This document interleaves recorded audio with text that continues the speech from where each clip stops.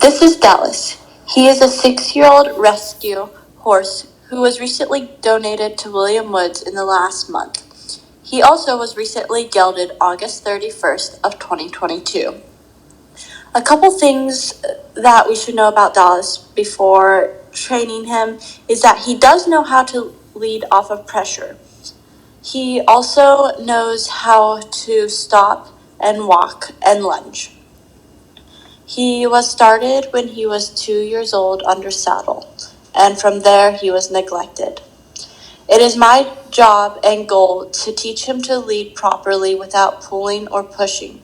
I want to try to get him to lead in a flat halter with nothing but just a normal lead rope.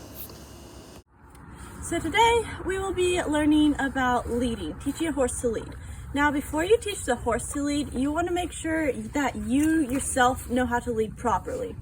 Especially with a horse that doesn't know how to lead, you want to make sure your hand is on the lead rope as such, not wrapped around like that or anything, because they could pull and that could be bad. What you want to do is hand over like that and your other hand next to him. Now you don't want to be holding by the clasp, because when you lead a horse and people complain about having the horse run them over, it's because you're constantly pulling on that clasp and they're trying to stay as close to you as you can so they can get away from that pressure. So you can let them have a little bit of rein or lead rope. Another thing about your position about when you lead is that you want to be standing kind of in line with their jaw. You don't want to be in front of them, because if they pull back or something, they could pull your arm. But you don't want to be too far behind, because he could get in your way and in front of you just in case he's spooked. So the best part, or best position to be, is right by his jawline, so that way you have control, you can see over him if there's a scary object, and it's easier to lead him that way. So this is Dallas, and I brought out a rope halter and a stick and string just in case I need to tap him to get going or anything like that. The first thing we want to do when teaching a horse to lead is we want to kind of get them to lead off pressure with the lead rope. So when I raise my hand and put it out, he should take a step forward. Good. And when I bring it back in, he should stop as well. So let's do that a couple of times. Good boy. You can go ahead and pet them for rewards. I want to train off of petting rather than treats, because when you're leading him, he might start to get nippy. So for leading purposes, I'm just going to use positive reinforcement of pets. All right, let's do it a couple more times. Good boy.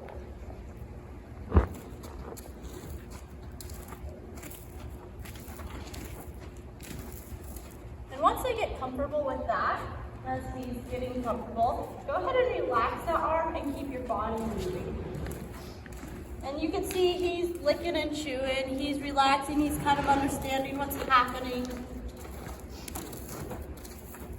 Now, once you get them kind of leading off language of both the rope and your body language, you kind of want to teach them to go away from you as well.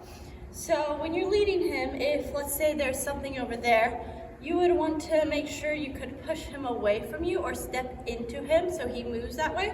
So you kind of want to practice by moving his shoulders over when you lead. So the first step is you kind of want to just step into him to get him to move. And he took a good step, so I'm going to reward that. Good boy, Dallas. All right, let's do it again.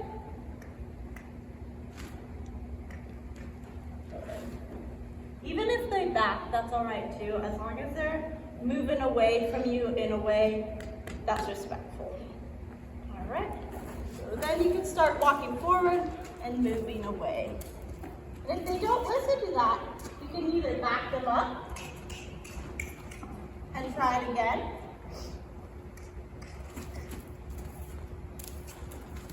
And then push into that shoulder. Good boy. And go ahead and pet him. Good boy. And he's doing well, so I want to go ahead and try leading him a few steps. Now in the previous little section, I talked how it's important that you as a handler know how to lead before you expect them to lead properly. So just keep that in mind. Let's go ahead and stop. Push that shoulder. Good. Now another one you want to practice is having them kind of come to you, just in case there's something over there that you want them to avoid. So that's just by pulling their head in. And he did that quite well. He's a lot better at coming in than going out. So then once they get good at that, you can start walking and pulling them towards you. Walking and pulling them towards you. And then once they get comfortable with that, go ahead and kind of push them out and send them back into you. Push them out and send them back into you. And make sure you're giving them lots of breaks and pets whenever they do something good. So far, we have a nice little even walk where I need to push them away. Whenever I need to push them away, I can kind of push them away towards that. And if I need to pull him, he can come in towards me. He's doing really good. So after we worked on getting him to follow off of arm movement and body movement, I want to work next on not letting him get away from walking faster than me. So I'm going to start off in the round pen, but after I get comfortable and I feel like he's comfortable in the round pen, we're gonna try to walk just back to the barn. So a good way that I like to learn to keep them kind of in check is you take that lead rope, make sure that it's not too close to his face, but you take that lead rope and kind of just stick your thumb in your pocket. So then you just kind of walk around.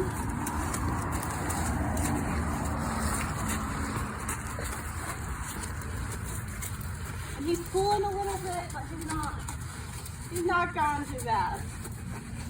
And make sure he stops. That way when he hits it, he understands that he needs to stop.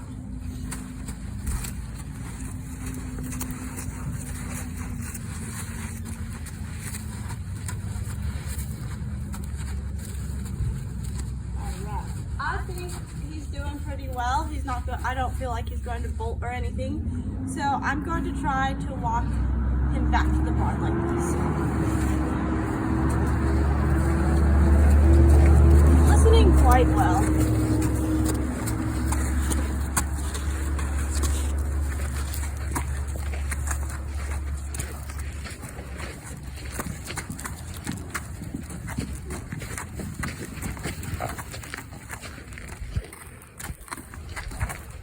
And ever so often you can kind of stop and reward him for going as slow as you want. Don't go all the way down. And if I want to speed up, you want him to speed up with you. So slow down, you want him to slow down.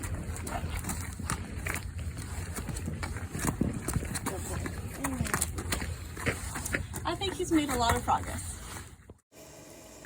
Throughout our training sessions, you could tell that he made quite a lot of progress. We didn't, however, reach our end goal of a flat halter, but he was leading quite well in a rope halter, which he came a long way from. I used a lot of positive reinforcement with him throughout these training sessions because of his background and where he came from, and I decided to use scratches and pets rather than treats because surprisingly he actually doesn't really know what a peppermint is, so that was kind of hard to work with, but overall he did great and we made a lot of progress.